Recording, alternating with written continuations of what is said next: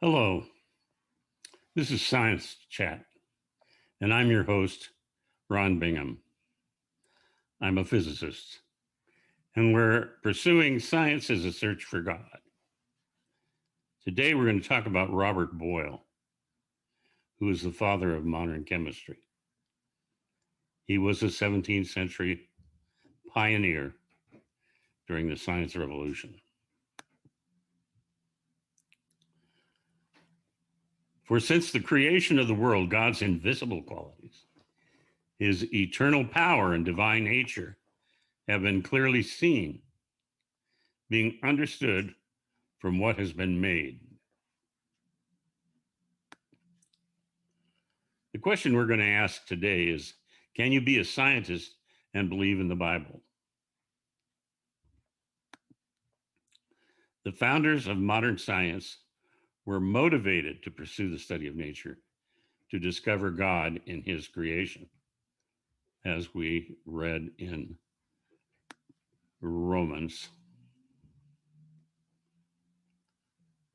Robert Boyle was born to the richest man in Ireland.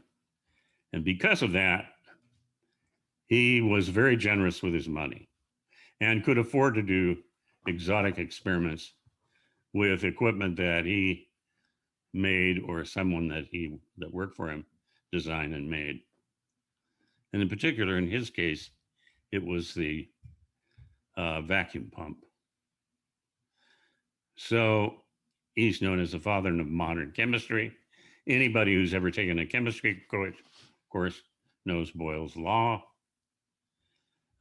He was noted for his experimental rigor and the detail with which he provided in his papers so that anybody could replicate his experiments. He was a founder of the Royal Society, and he was wealthy enough to endow Boyle's lectures. He also paid for the translation of the Bible into the local languages. And in particular, he paid for the translation of the Bible into Algonquin, which was the language of the Native Americans of Massachusetts.